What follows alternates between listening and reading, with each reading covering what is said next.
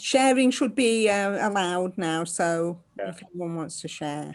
I've only got this one slide, which is usually quite an iconic location in Buxton, but it's one of the fairly recently branded slides from BCA. Increasingly, we refer to ourselves as BCA these days, Buxton Civic Association. We are, and I hope most of you are already aware, I think you are, we are a registered charity. We manage over 200 acres of woodland around Buxton, as you know. Buxton is surrounded by a ring of trees. Whenever you come into or leave Buxton, you will see large swathes of woodland, and we're looking after them. Alongside Pools, Cavern and Cafe, which are great attractions, bring lots of tourists into Buxton, great place for coffee and so forth at the moment, obviously socially distanced and outdoors. Hopefully things get easier, both will be open again for people to access. Pools, Cavern and the Cafe provide vital revenue that enables us to look after the woodlands. We have several purposes. We want to conserve cultural, historical and environmental heritage around the town.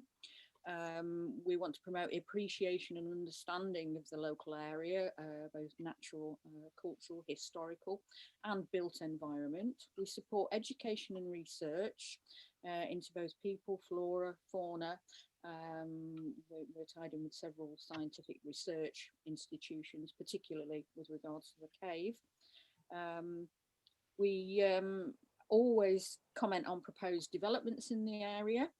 Those include planning applications, and it's our purpose to try and ensure that people have a good quality of life in Buxton, and that we achieve an improved lifestyle for the residents of Buxton. So we work quite closely with High Peak Borough Council whenever major developments are being put forward. Sarah, can you put your volume up a tad? Some of us are struggling to hear you. Okay. Okay, is that any better? Any better? Doesn't seem much different. No.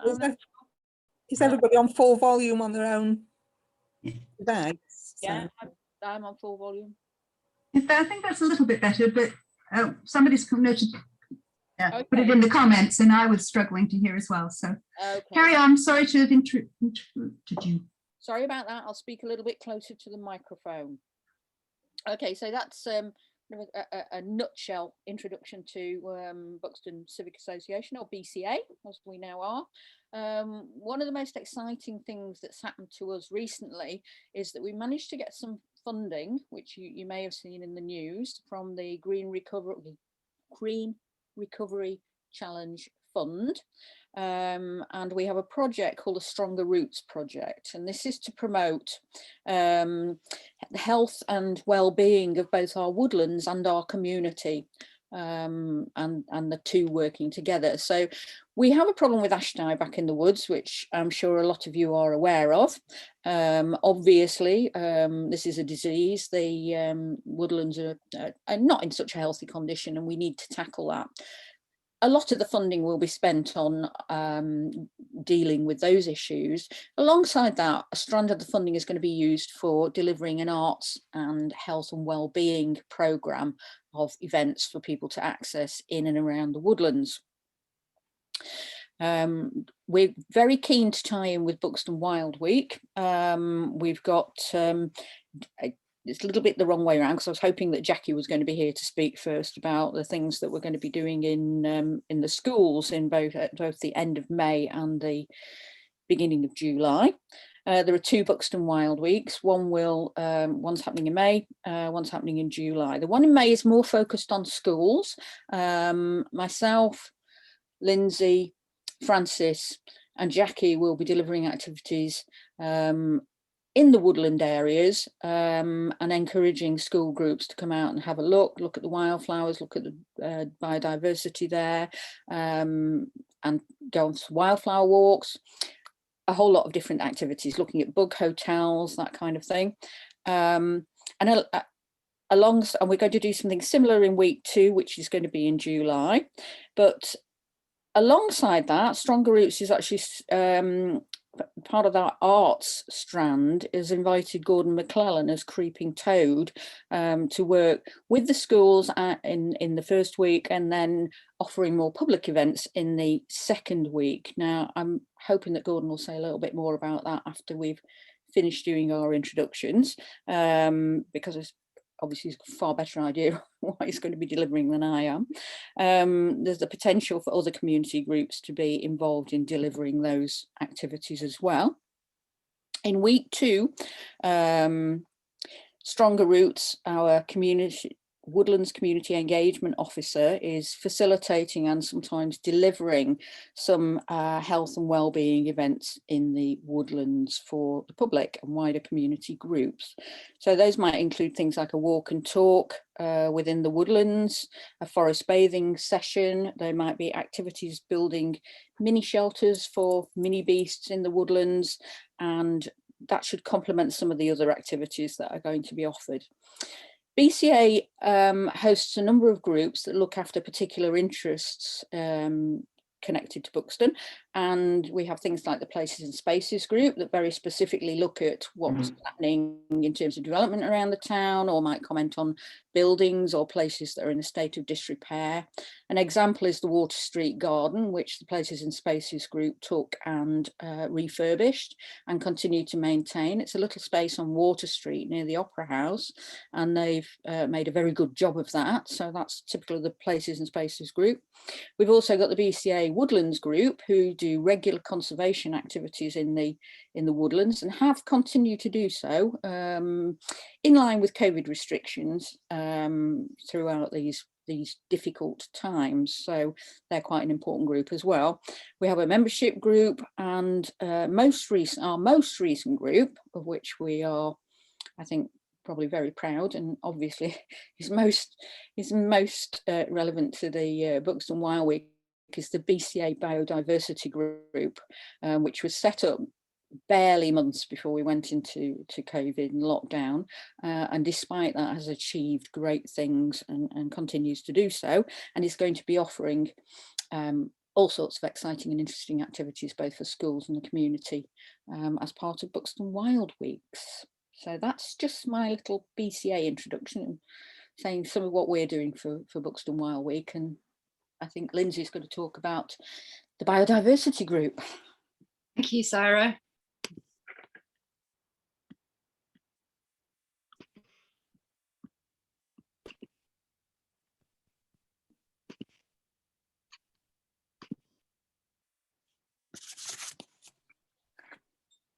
Okay. Am I sharing my screen? Yep. Yep. Okay, just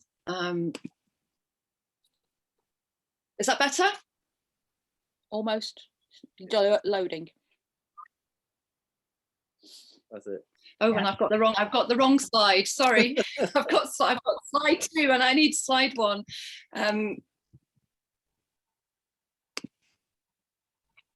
Okay. So are we good to go? Everybody see that? Okay, thanks. Thank you for that introduction, Sarah. That made my job much easier to talk about the biodiversity group. And as Sarah says, we are a relatively new group, but we are very active, very busy, and even during lockdown, we were doing lots of projects and lots of monitoring.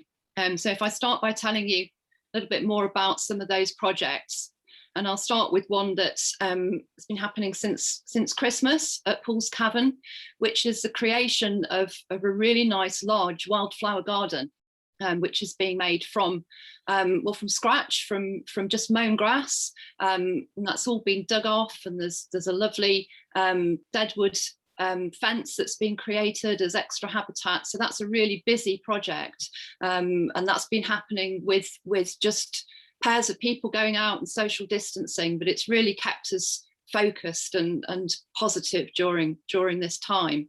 And that's going to be a really important area for Wild Weeks as well, because that will enable children to come and have a look at something that's being created, to have a look at what's happening there, what's germinating, and to help to build a bug hotel next to it. So that's going to be a really nice focus for the event. So some of the other things that the biodiversity group does, say we've got lots of members who do survey work. So even though we're a relatively young group, our members have got years of experience, and Buxton Field Club in particular has close links with the biodiversity group, because there's a lot of crossover with members, and people who've been active in that group doing survey work around the town are now, you know, bringing that to the biodiversity group as well. And I think maybe the big difference is that we're starting to use that data slightly differently. So rather than people keeping more like personal records, that's actually being collected, and we've started to build a database through iNaturalist. In quite a short period of time, over 3,000 records have been added to that, a lot of them fairly recent, and also some more historical ones. So it's actually possible for other people to go on to iNaturalist and to look at the recording group and to see what kind of species are occurring in the town. And particular things that we're focusing on in our surveys are woodland birds, which obviously the BCA woodlands, you know, the habitat is all there, but that hadn't been done on a regular basis. So we've got some historical records, and we're now doing that far more regularly, yearly breeding bird surveys. Also wading birds on moorland habitats. Again, you know, people have been doing this for years, but we're gathering this information together, and it's giving a much better picture about changes and actions that we can take. And fitting in with the bird theme, there's a BCA project to install swift boxes across the town, and also we're looking at where swifts are congregating, doing counts during July. Another species that we're particularly surveying and mapping, and as you'll know is my personal passion, is hedgehogs. So there's a hedgehog map with lots of points popping up. We're starting to find out where are the important zones. We're also growing as many native trees as we can, just really quite on a, you know, I suppose it's a small scale, it's an individual scale at the moment, but lots of members have got little tree nurseries in their gardens, all from locally sourced seed. And then obviously the future aim with those is to partly put them into the BCA woodlands where the regeneration is required, but also to put those out into community spaces and schools. We also, we're active with other biodiversity groups across the High Peak, and within that framework we meet with High Peak Council regularly, and we're starting to, we're hopefully making really good progress. And one of the focal points there at the moment is we've put together a management plan for the Serpentine, and we've just now started, we've arranged site meetings, and we seem to have had a really positive initial response to that. So that's the potential to make a big difference in one of our local parks.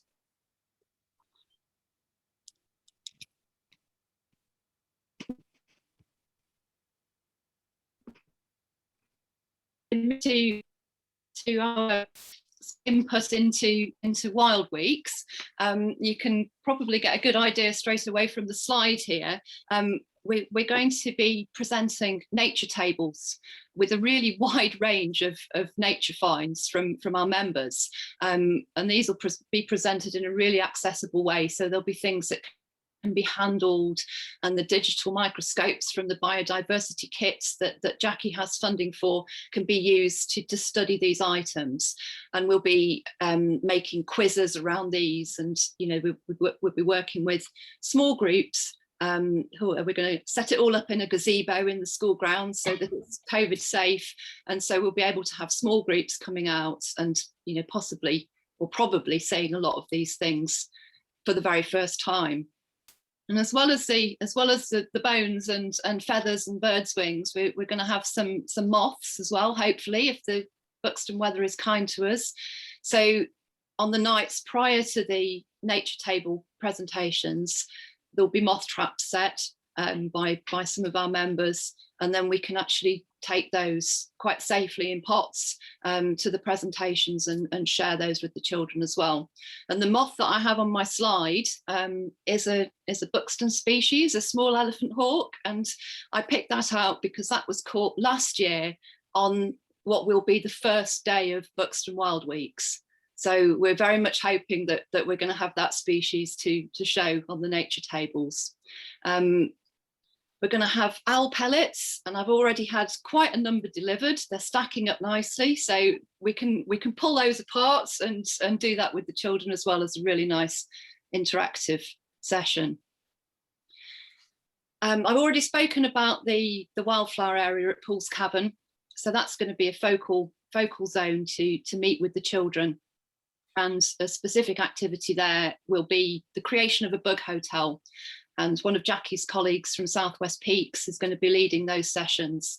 It's hopefully going to be quite a large construction with lots of great things to put inside it and make a really nice job during the Wild Week.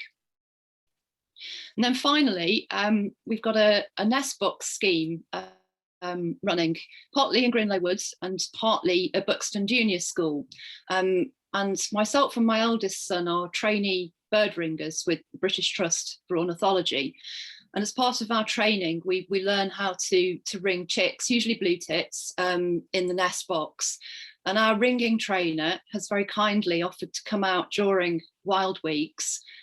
We think the timing's going to be just right, and we will be able to ring those chicks at Buxton Junior School during Wild Weeks with small numbers of selected pupils able to see what we're doing and learn about that way of monitoring. So that will be really exciting if we can do that during the week. Okay, so that's a summary of how the biodiversity group is going to run events during the Wild Weeks. Okay. Thank you, Lindsay. I'll just tell you a little bit about Transition Buxton. Do you mind sharing your screen? Yeah, sorry, yeah. Lindsay? No, that's okay. I'll just tell you a little bit about Transition Buxton and our involvement, and then hand you over to Jackie, who's joined us during that.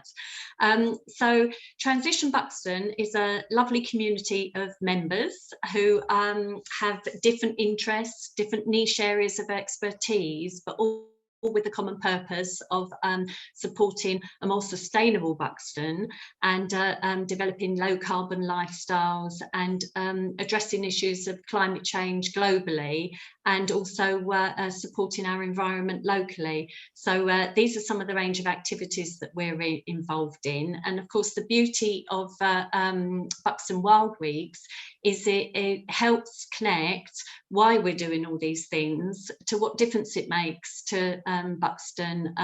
You know, we have a beautiful town, everyone benefits from being able to walk up into the woods and onto the moors and everything from here. And so it's really nice that the children in the schools and community can understand the importance of their own behaviour in relation to our wildlife.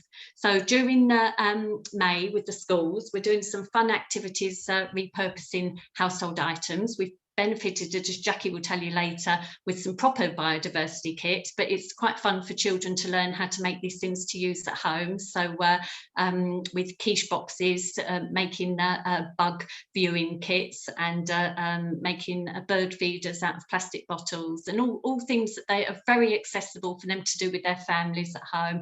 No cost, not buying new things, and just getting children thinking about what they learn during Wild Weeks, how they can actually carry on doing these things throughout the year.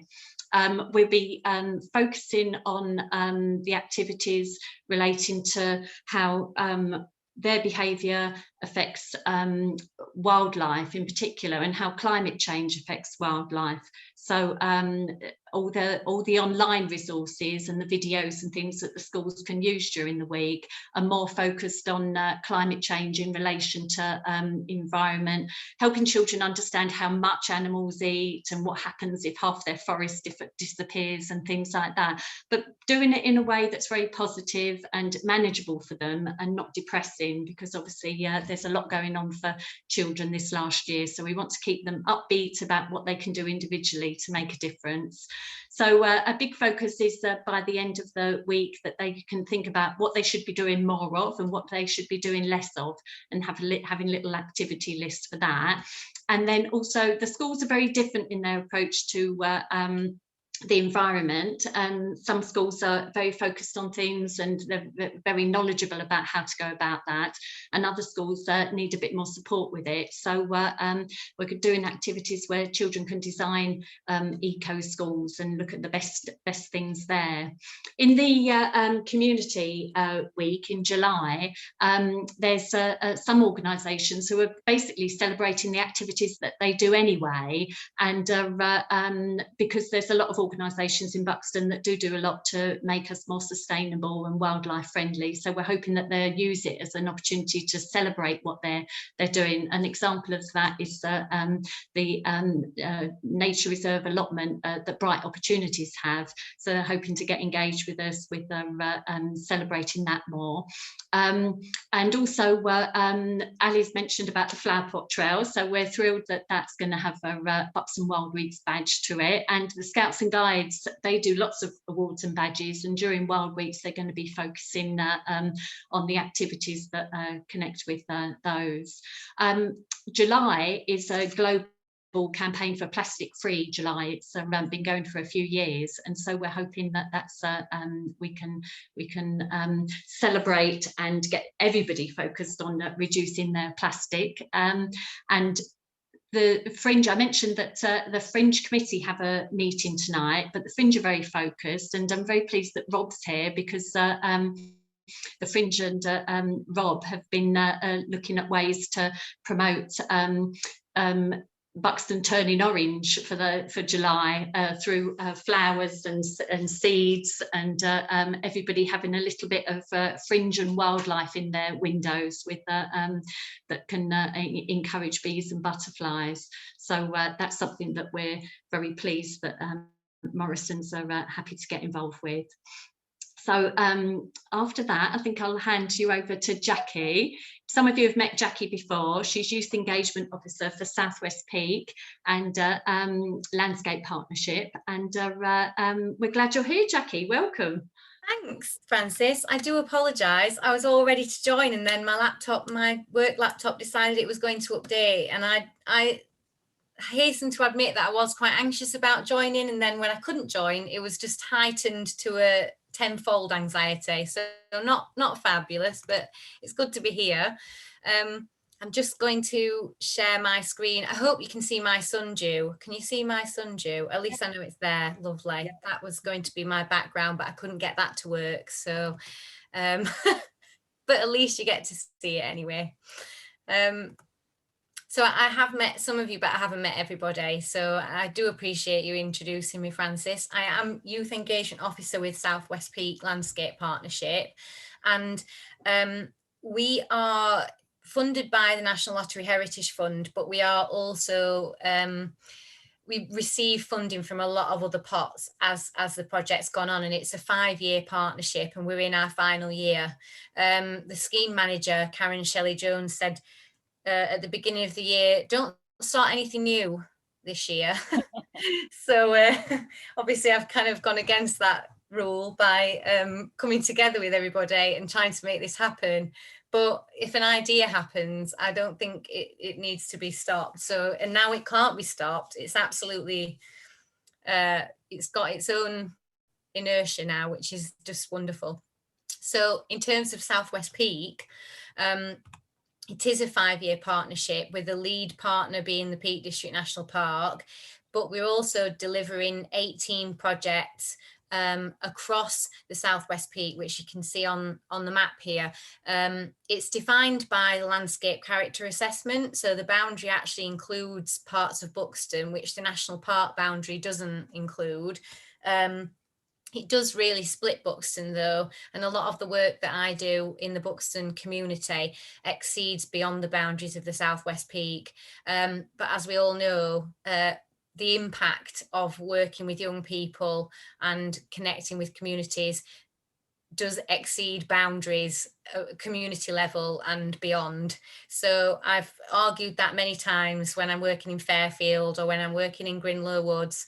They're not in the Southwest Peak, but the community is part of that area and the impacts will spread into that area as well. So as you can tell, I've said that many times the funders.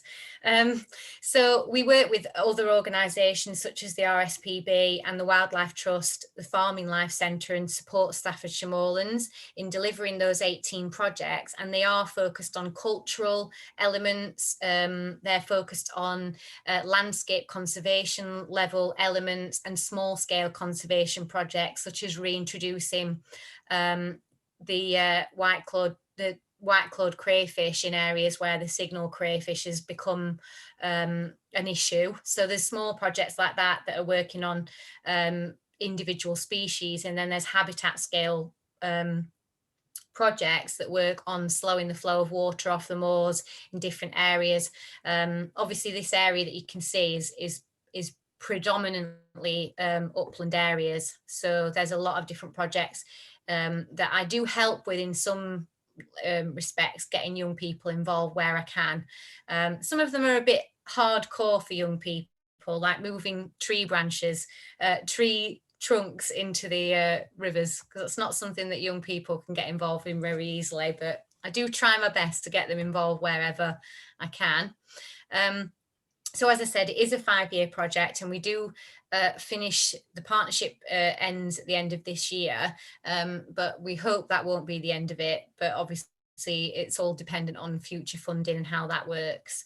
But we've worked very closely with the Peak District National Park, and I've worked really hard to make sure that everything I've done will lead to something else and doesn't just disappear. There's so much funding that gets given out, and obviously the key thing is that we don't want that to be a flash in the pan that doesn't lead to anything else and doesn't have an ongoing impact. So that is what I'm trying to do with all the projects that I've developed in my role. So just to mention, I think this has probably come out of what we've said, but I approached the people that are involved today. I approached Lindsay and Sarah and Francis about coming together to develop a programme for schools that would be all encompassing in terms of wildlife and sustainability, bringing it together, but also being accessible for them as a programme that they could deliver in a time where they could access resources and they could access our expertise. And just purely, I mean, it shows from what everybody said, but schools have got a lot of pupils, and, you know, because we're all coming together, it's very easy for us to be able to deliver quite a wide range of accessible activities for the schools, and to work with a lot more pupils at once, because we're kind of spreading ourselves out as a group to be able to do that. So we're focusing on that awareness, appreciation and action. I think what everybody's mentioned is, you know, just shows what we are achieving and what we are planning to achieve through our activities. But the key thing is that we really want to give people a chance to connect with the natural spaces in Buxton, and it's something I have to rein myself in on, because I am an ex-teacher and I am fascinated, and it's sometimes hard to realise and to accept that not everybody is, and that sometimes it's just the connection that is the most important thing. So I think we are really focused on that as well in our activities, that we are just creating that opportunity to connect with the landscape, with a tree, with a moth, with a bird, whatever it might be. That is something that we really are focused on, even right to the like simplistic level. Just very important that we get that level of connection there, even if somebody doesn't come away learning to identify all the different flowers or know what that lovely moth was. Lindsay, I was thinking it was a small elephant hawk moth, but I wasn't sure, so that's why I put my hand in the air when you said it was, because I was very proud. I'm still a teacher at heart. So just to summarize before we do kind of have a bit of input, what everybody's mentioned, the kind of engagement with the schools, we've kept this package so that all the schools can dip into these engagement sessions with us. So the practical session, making survey equipment from repurposed waste products, or just using some repurposed products and some products we've had to buy, you know, you can create quite a few handy bits of kit with the right equipment. So a tennis racket and a pillowcase, quite a handy sweep net. If you've ever done sweep netting for insects before, makes a perfect kit. If anyone's got any broken tennis rackets, you know where I am. Habitat creation on school grounds and at Pools Cavern, Lindsay's already mentioned, and nature tables, and a habitat discovery session for each school taking part. At the moment, in the May sessions, we've got 3 of the Buxton schools taking part. It is a difficult time to engage with schools. Obviously, for schools, it's a very difficult time overall, particularly secondary schools. But I don't think we should undersell ourselves, because that actually equates to just under 1,000 pupils that will be engaged in either the May or July or both weeks. So that is not to be undersold. And actually, in some ways, I think it's great that we haven't got more schools, because if we did, we probably would need more people to deliver these activities. The biodiversity kits, Francis did mention, and the Bingham Trust has funded these kits, and these kits are going to be available before and after Buxton Wild Weeks. So we'll have 7 kits that community groups, youth groups and school groups will be able to get access to. What we haven't drilled down is who's going to host the kits. I think we can at least accept that, and probably there will be 1 kit at least hosted at Pools Cavern that schools will be able to use, but we will need to host kits, and they can be hosted at schools in the end if that's what the only option is. But those kits will be available to the community after, to keep using, because that can be a barrier at times to kind of getting out and learning a bit more about biodiversity.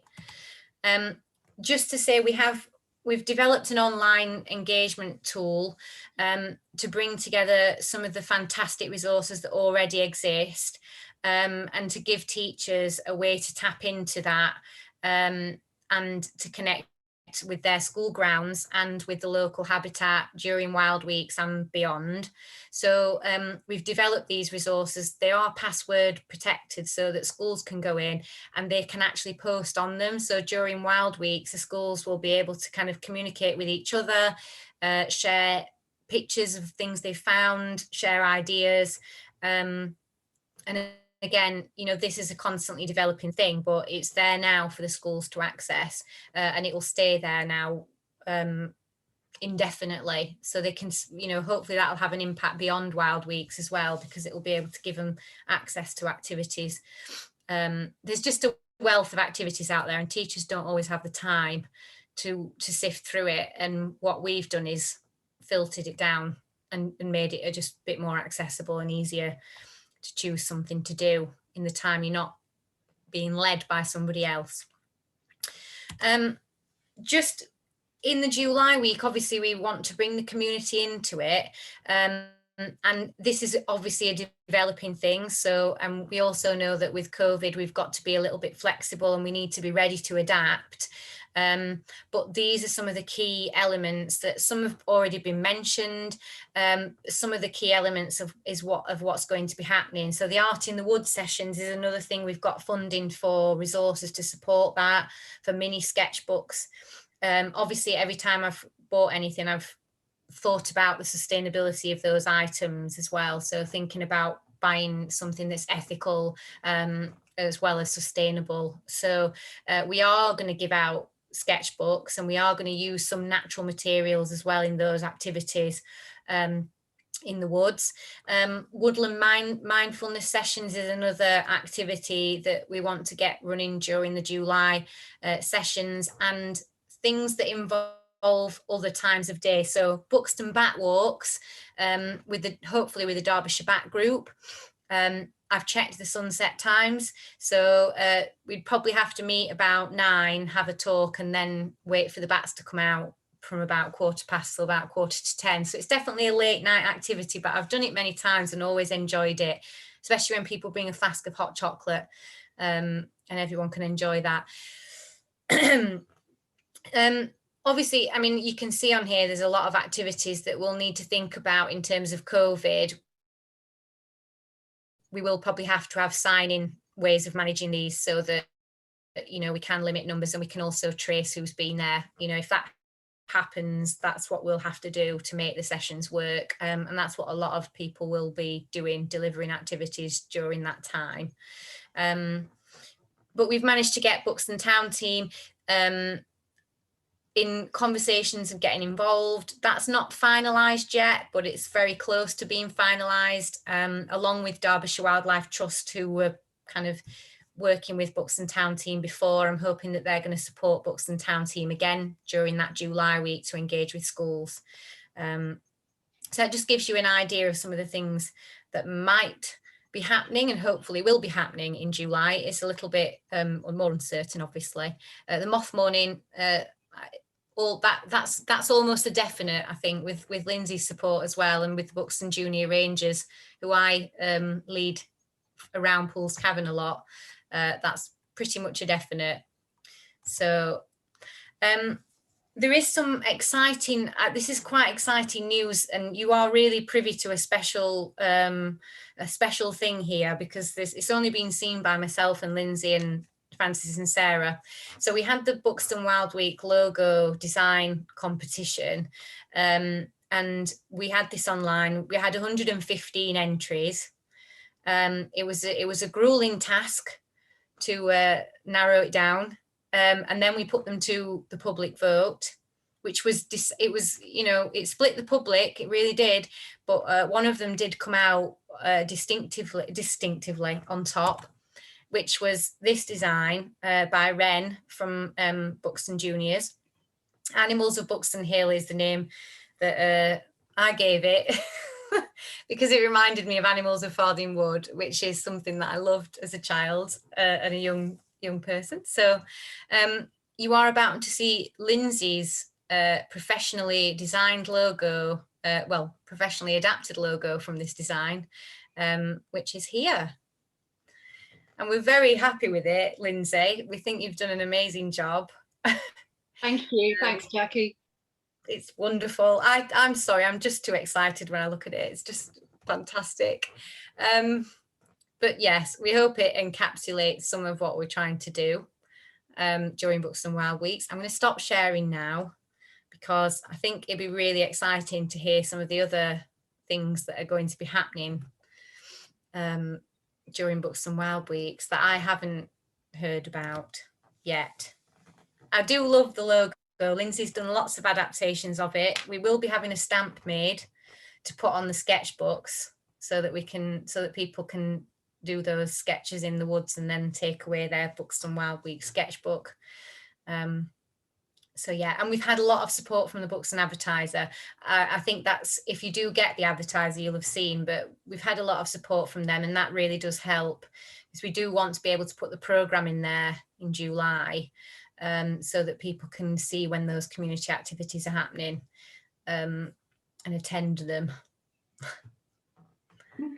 Thanks, Jackie. That's great. We've just got just under 10 minutes now before we finish, but I don't know if anyone's got any initial questions or comments. Ali, you've got your hand up. I was just going to say, Jackie, if you want to send the programme through to Vision Buxton, I can get it on the Visit Buxton website as well. That would be brilliant. Yeah. We will definitely do that. Thank you, Ali. That would be really helpful. Yeah, any press releases, I can put it on the Vision one as well. I wonder if it would go on.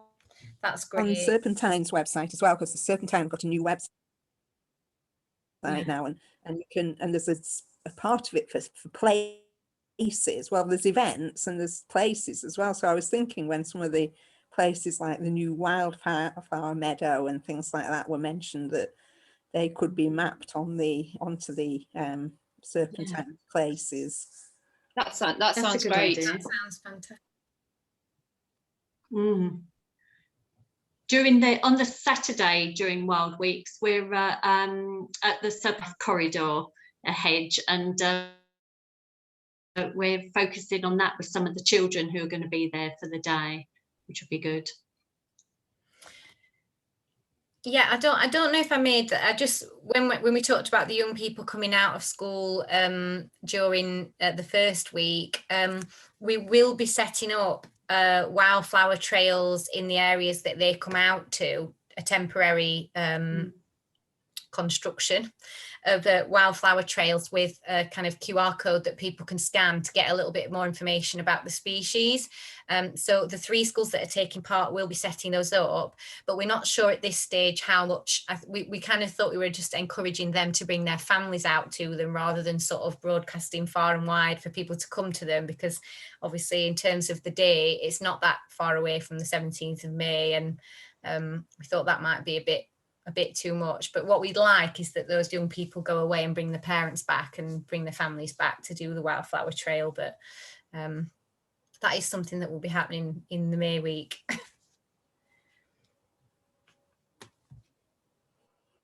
Are you on mute, Francis? Sarah and Ali, you've both got your hands up. Ali, have you got another comment, question?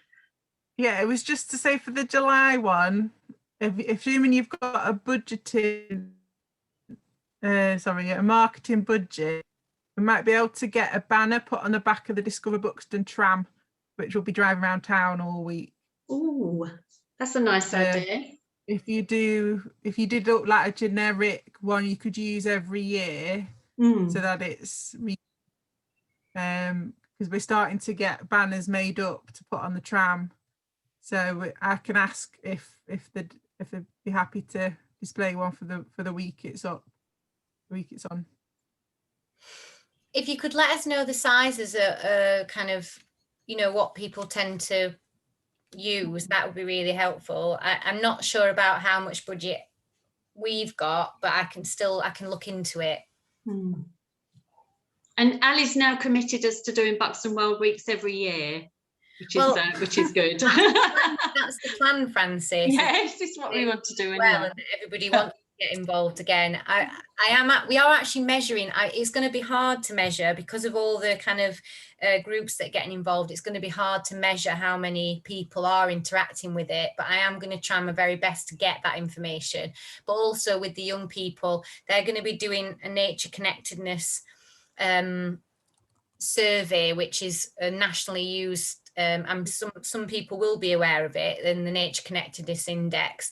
We'll be using that beforehand and then after Buxton Wild Weeks, just to capture some of that impact. It's a really simple kind of 7 statements about how you feel, and it just kind of helps to measure some of the impacts, and we'd hope that it would show an increase in connection to nature,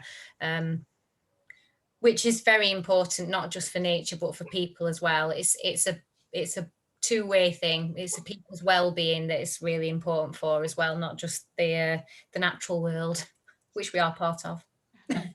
Thank you. Sarah, put your hand up. Yeah, I just wondered whether Gordon wanted to add anything to the mention of the Stronger Roots activities as part of Buxton Wild Week. Yeah, I could very quickly.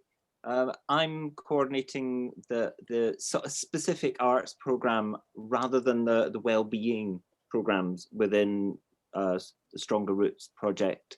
And for the Wild Weeks, for the first one with the school focus, we're at the moment we're waiting to see what the program looks like, and then we'll drop in on the spaces that where there are spaces, we'll try and fill them. So if there's within a school, if there's year groups who aren't getting out to visit a site, we'll go in and deliver. Or if there's a particular school that we just feel has missed out completely or is in danger of doing so, we can send in an artist, probably, in a leotard and a superhero cloak. And then in the summer one, we'll, again, somebody was mentioning about doing events at other times. So for families, we'll be doing after school, sort of after school, late afternoon, early evening activities.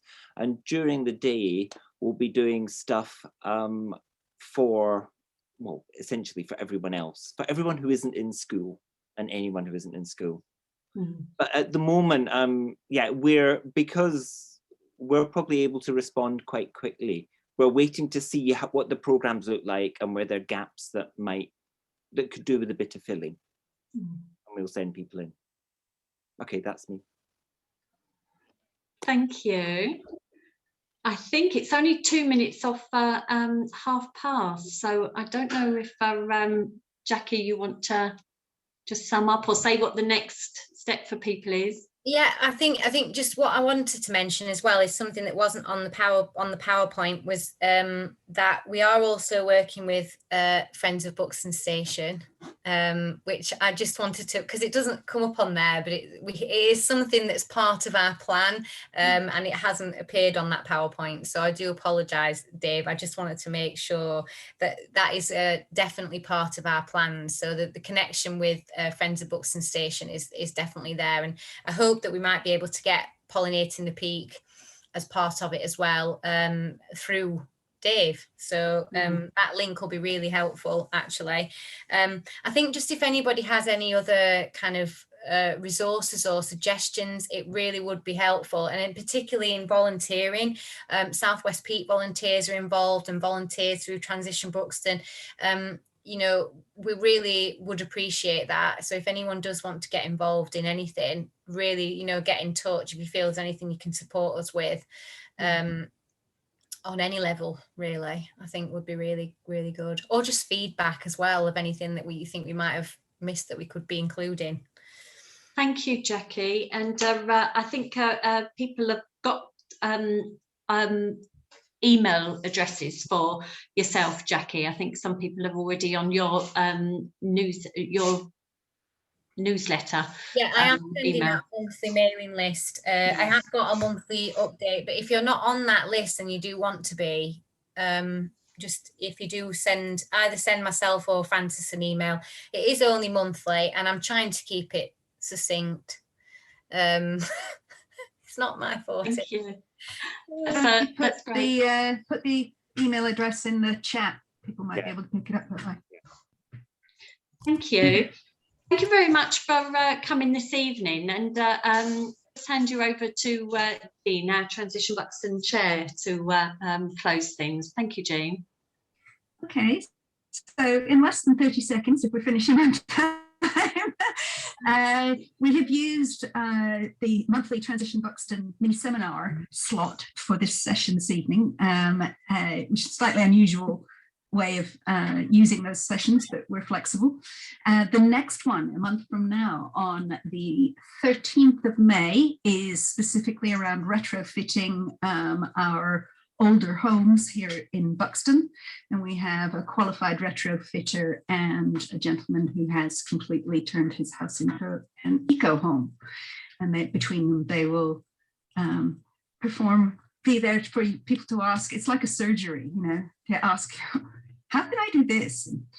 And then the one after that, we're hoping, the June one, to be able to provide a link so that people can watch the film Kiss the Ground, which is about soil, at home for free so a couple of weeks beforehand. And then the June seminar is a session to discuss soil. So that's the next couple of seminars. And as I mentioned earlier, we have the Big Buxton conversation on the 24th of April, which I hope you will all want to participate in. That's it, really, from Buxton, from Transition Buxton. One of the great things about these sessions is that you still have an evening left when they're finished, because they're only an hour. So thank you for coming. Bless you all for being part of the solution. Good night.